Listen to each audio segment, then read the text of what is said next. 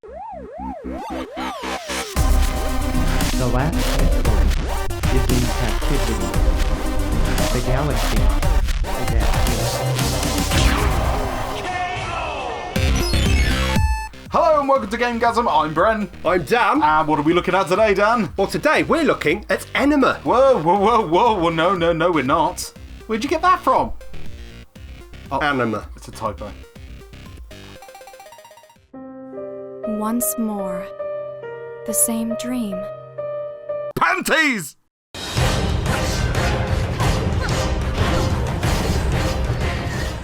Right, so I'd not heard of Anima before seeing it in a recommended list on my Amazon shopping page, but it looked interesting and I thought, why not?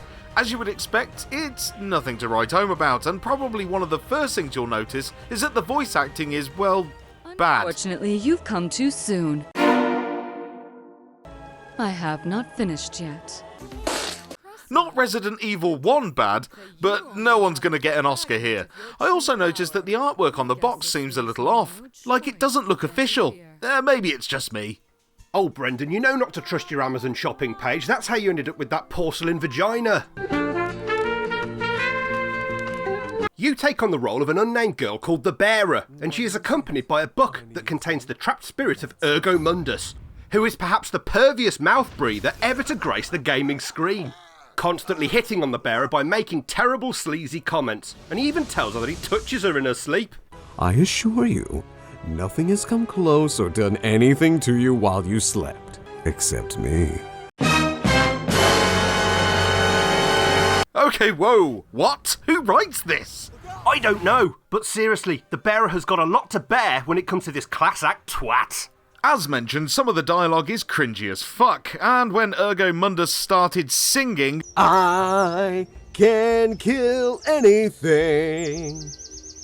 Take a look, I'm in a book, a reading ergo, a reading ergo, a reading ergo. well, I've never wanted to reach into a screen before and punch a game character in the face and tell him to shut up. Okay, so we're being a little harsh here, and it's easy to forget that this is in fact an indie title. And the voice acting perfectly suits the type of game this is. Okay, now that's impressive, and sort of explains the box art. Yeah, I know, I'm not ripping on the art because I do genuinely love it, but there's something about it that doesn't quite feel like it's been scrutinised over by hundreds of marketing executives. So how does this game play then? Well, Anima plays as a third-person RPG with a hack-and-slash style of combat reminiscent of Devil May Cry and games like Nier. Not as pacey, but very similar. It controls very well, and the brief tutorial sections that teach you how to beat stuff up are integrated nicely, and you'll be a pro in no time. As you progress, you can unlock more special attacks and abilities that can be hotkeyed and swapped about depending on how you want to play. You can also find and equip different weapons and artifacts that can alter the character's stats, but annoyingly, neither alter the character's appearance. Not a huge deal, but it would have been nice to see some visual customizations. Essentially, you play as two characters, the Bearer and the Iron Chef of Vaj, Ergo Mundus. Thankfully, when fighting as either of them, the experience points are shared, so you can level them up equally, which is nice. You can switch between them with the press of a button, whilst roaming about or whilst in combat. In fact, that's essential. Some enemies can only be damaged by Ergo, and some only by the Bearer, so swapping between them will become commonplace. Also, if one of your characters takes a lot of damage, you can switch and the benched character will regain their health slowly. It does take time, but at least you won't be running around desperate to buy or find healing items all the bloody time. The level design is very interesting and offers a lot of puzzles and variety. The way you move through the areas is very cool and offers little stories within them. I spent a lot of time trying to find all the secrets and finding all the story fragments of certain levels, and some of the puzzles are really head-scratchy. It's one of those games where you are determined to figure it out, and when you do, it's very satisfying.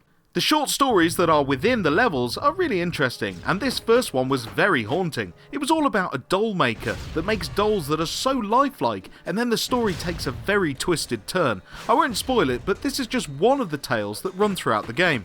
Just a guess, but are those dolls the ones that will eventually be used in court when Ergo Mundus faced his trial? No comment. Thought so. The story does rely a lot on large chunks of text though, narrated by a voice. It's not too bad, but it actually crashed on me a couple of times whilst listening to these. Not sure if that's going to be patched or looked into, but it was annoying.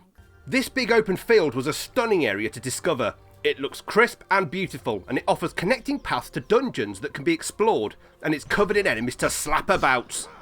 The main point of progressing through the game is to collect memory fragments and go through gates. Ha, that's awesome, because it's actually called Anima Gate of Memories. Makes total sense. Oh, I wish more games were named like that. What, where they describe what the game's like right in the title? Yeah, and then I could spend the weekend playing Massive Titted Woman Desecrates Graves, too. That's actually what it's called in Japan. I know, I've got them all. But even after you've finished, there's still probably a lot you will have missed. And if you're a completionist, or just have chronic OCD, yeah, or that, then you will want to stick around until you've done everything you can and discovered all the secrets. I've got chronic CDO, you know. oh, what's that? It's like OCD, but with the letters in alphabetical order. Overall, Anima is not going to blow your skirt up and say, wow, what an incredible next-gen game! But what it will do is offer you a classic RPG experience, the likes of which we have not had for a long time. By a long time, I mean the PS2 era. It's a solid RPG experience with good variety and fun combat, pulled down by Ergo Mundus's constant use of the word baby. Baby, baby, baby, baby. Shut up. Seriously, I think the voice actor's direction was, make sure you use baby as much as humanly fucking possible! What we have here is something that isn't perfect, but it is perfect for what it is. Kind of like your memories of an old girlfriend who at the time was fucking mental. It's a love letter to RPGs of the olden days of the PS2 era. It's worth a play, and if this is the kind of experience you miss in your gaming, then Anima Gate of Memories has you covered, giving this a GameGazm 7. I wonder what Ergo Mundus translates as. It kind of sounds Latin. Oh, it means therefore the world. Really? Wow. I thought it would mean something more along the lines of Mr. Vagina, Bad Touch, or Uncle Fingers? We should go. we should. And that was Anima. Definitely not Anima. Anyway, it's a great game. It's really good. I noticed it's got a really distinctive art style as well. It has. I mean, there's some areas that are kind of, they look a bit samey, like, you know, a bit dungeony, a bit generic, but then you'll just hit these pockets every now and again where you just see this wild field of just openness, and it just feels so good. You just walk out and you just, and you just weren't expecting it at all. It's just a really nice, you know, surprising kind of...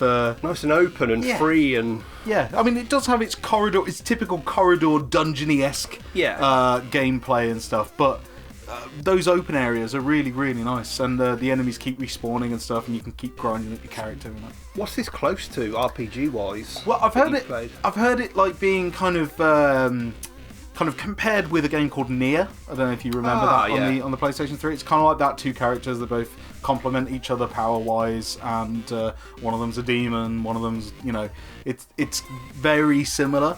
But I think it's really nice to see this kind of gameplay and game still being made for the PlayStation 4, and thankfully Japan are still cranking these out, because they're not really that commonplace. I mean, it wasn't really a big release over here, was it? But what made you go for it? Well, really, what made me go for it was I'd never really heard of it. Yeah. And I think that's a shame, because there's a lot of games that are coming out on the PlayStation 4 that are just not getting recognition or not getting known, just because they're not Call of Duty, they're not Battlefield or whatever, but they are still there, and if you search for them, there's some pretty nice stuff. This is one of my favourite things about region-free gaming these days, is they're just there for the buying, wherever they've come from in the world. Whatever style of game it is, it will work on your PS4. Yeah, and it works, and it works really well, and Anima is a very nice addition to anyone's collection, if you like those kind of games. I mean, it does feel like an old game. It's definitely a lot of people miss classic, that style.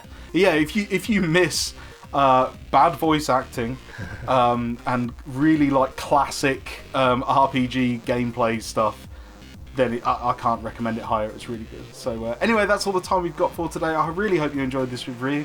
I can't talk today. If you did, don't forget to hit the like button and also subscribe if you haven't already. I've been Bren. I've been Dan. And we've been GameGazm.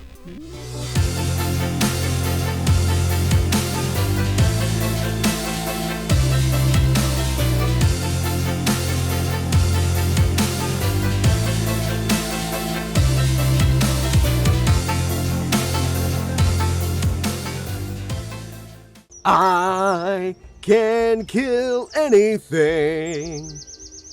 Take a look. I'm in a book. A reading ergo. A reading ergo. A reading ergo.